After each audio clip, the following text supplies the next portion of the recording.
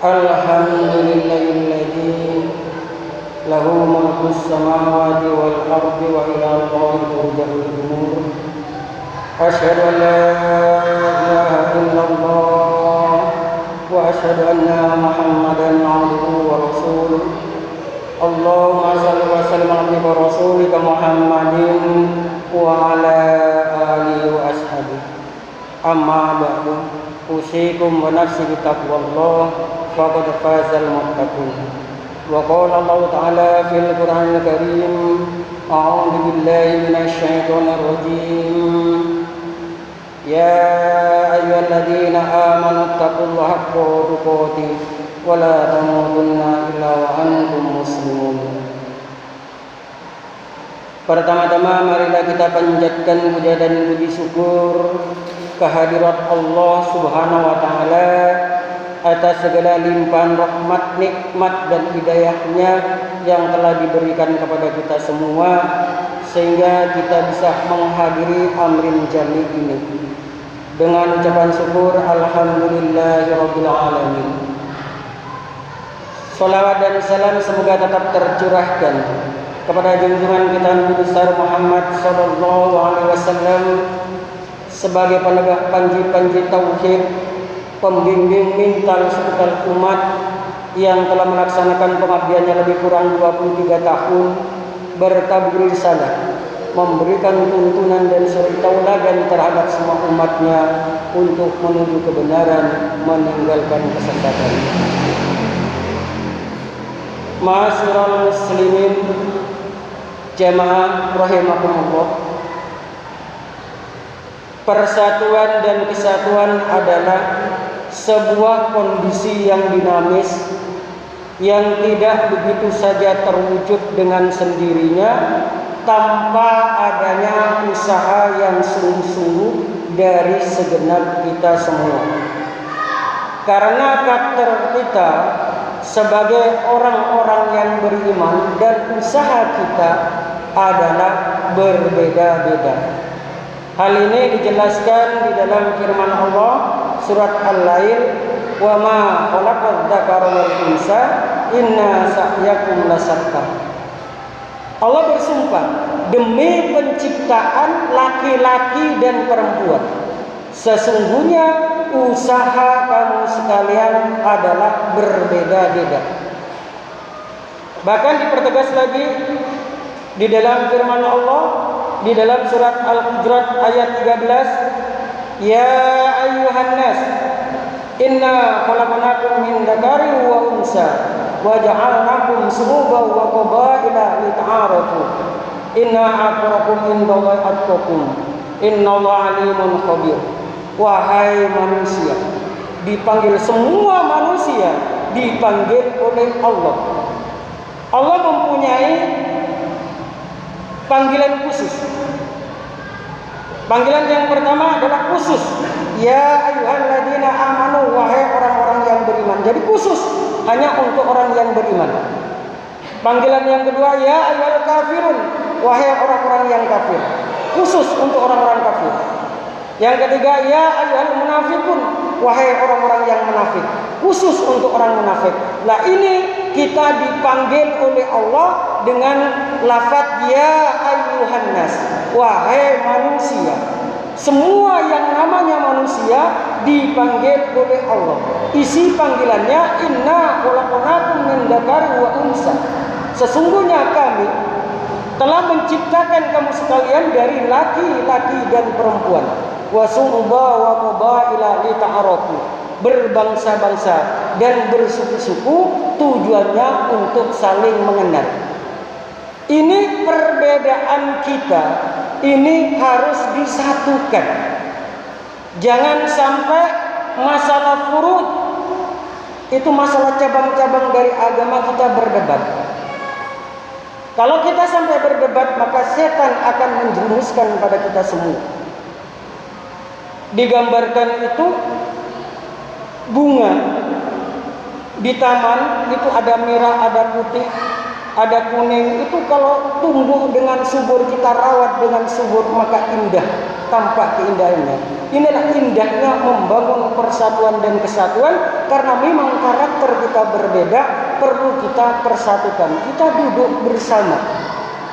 Karena apa? Orang yang masuk surga itu bukan orang yang pintar berdebat. Bukan orang yang pandai.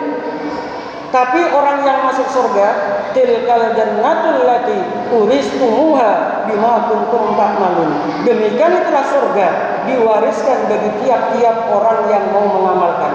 Ta'malun, bukan ta'lamun. Kalau ta'lamun adalah orang yang pintar, tapi di sini adalah ta'malun. Siapa saja yang mau mengamalkan, yang tua, yang besar, yang kaya, yang penting mengamalkan sesuai dengan syariat yang telah ditetapkan oleh Allah dan Rasulnya. Sebagaimana sabda Rasulullah SAW, taraktu fikum amrani lan tadillu ma tamassakum bihima kitabillah wa sunnatin nabi. Telah aku tinggalkan dua perkara, tidak akan sesat kamu sekalian selama kamu menetapi dua perkara. Kitabillah, Al-Quran, wa sunnatin nabi adalah hadis. Kita kaji Al-Qurannya, kita kaji Al-hadisnya. Karena Al-Quran global, umum. Wa aqimus shalah wa atuz zakah warka'u ma'ar raki'in.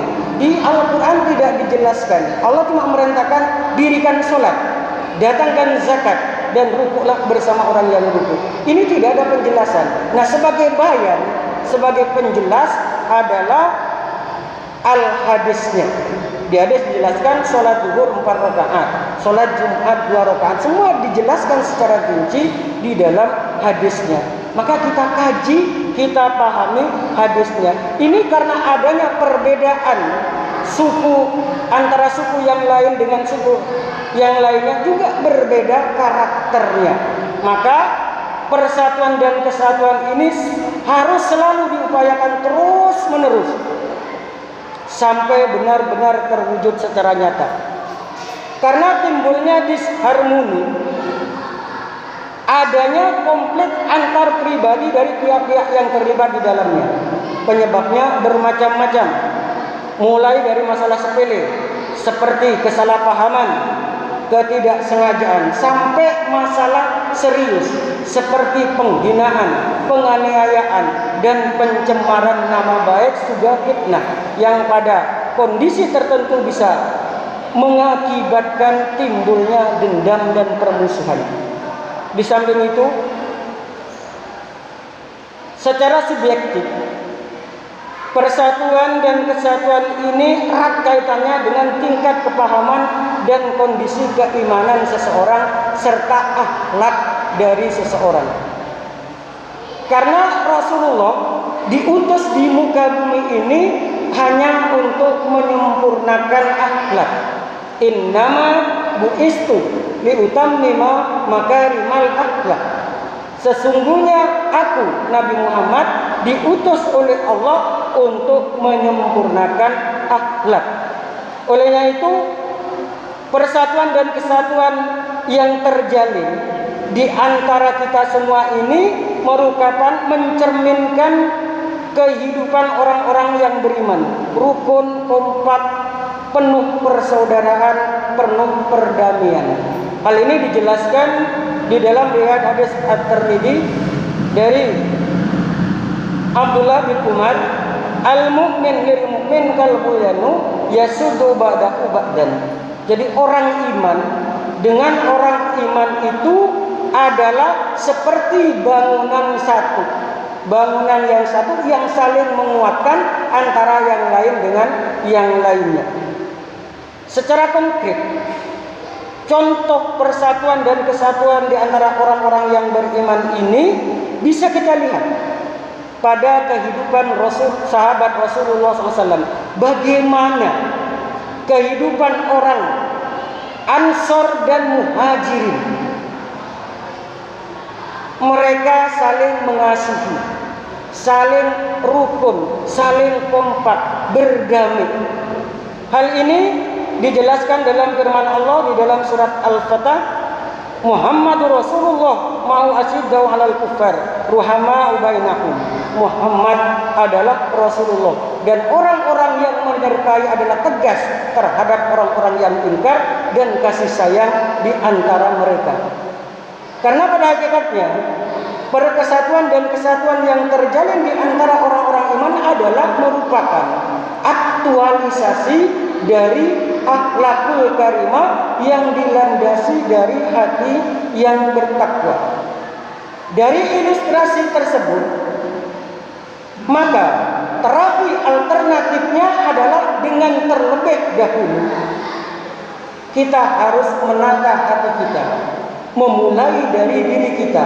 Ibadah binafsi, mulailah dari diri kita masing-masing, yaitu membersihkan hati kita dan menghindar dari ummahatul fadail, induk kejahatan, yaitu iri, dengki, dan dendam, sebagaimana dijelaskan di dalam hadis riwayat Ibnu Majah.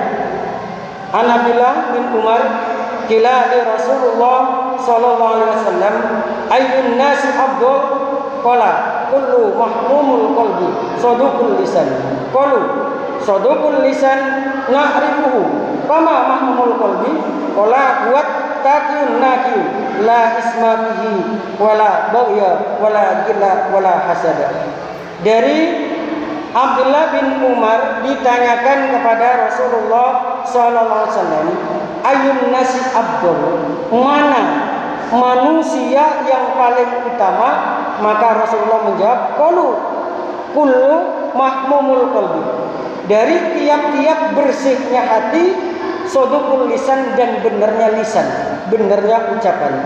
Maka para sahabat berkata, sodukul lisan na'rifuhu, kalau benarnya ucapan kami tahu. Fama mahmumul qalbi, apa yang dimaksud dengan mahmumul qalbi? Maka qala Rasulullah menjawab, mahmumul qalbi huwa taqiyun nabiyu la isma fihi wala gila baghyan wala gila wala hasad. Jadi Rasulullah menjawab mahmumul qalbi, yang dimaksud dengan mahmumul qalbi adalah huwa taqiyun, yaitu hati yang bersih lagi bertakwa, la isma fihi, tidak ada dosa di dalamnya, tidak ada dendam, tidak ada benci, dan tidak ada iri di dalamnya. Sementara terjadinya tidak rukun pada umumnya timbul dari su'ul khuluq, yaitu dilandasi oleh rasa dengki dan dendam serta kebencian yang melanda kehidupan orang-orang yang beriman dan merupakan penyakit orang-orang yang terdahulu yang sangat merusak, sebagaimana sabda Rasulullah SAW di dalam Musnad Ahmad bin Hanbal dari Abdullah bin Umar, dabba alaikum da'ul umami qablakumul hasad wal baghda'u hiyal khalaq.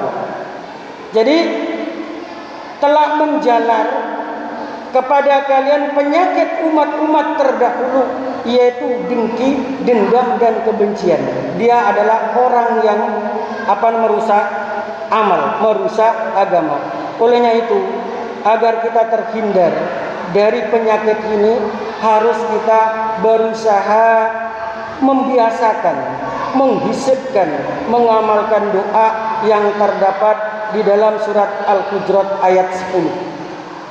Nanti kalau sampai rumah kita buka Al-Qur'annya, surat Al-Hujurat ayat Al-Hasr ayat 10, yaitu Rabbana ighfir lana wa li ikhwanina alladziina sabaquna bil iman wa la taj'al fi qulubina ghillan lil ladziina amanu rabbana innaka ra'ufur rahim. Kita baca terus-menerus sehingga kita bisa hafal dengan sendirinya.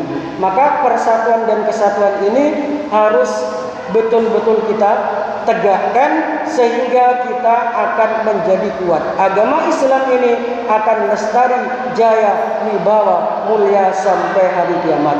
Alhamdulillah, jazakallahu khairan. Semuanya mudah-mudahan Allah karim manfaat dan barokah. Semuanya dari Allah, kita kembalikan kepada Allah. Barakallahu fiikum wa nafa'ani bima fihi minal ayati wal hakim. Innahu ta'ala jawadun karim, malikum barokahur rahim, wa nastaghfirullah innahu al-ghafurur rahim.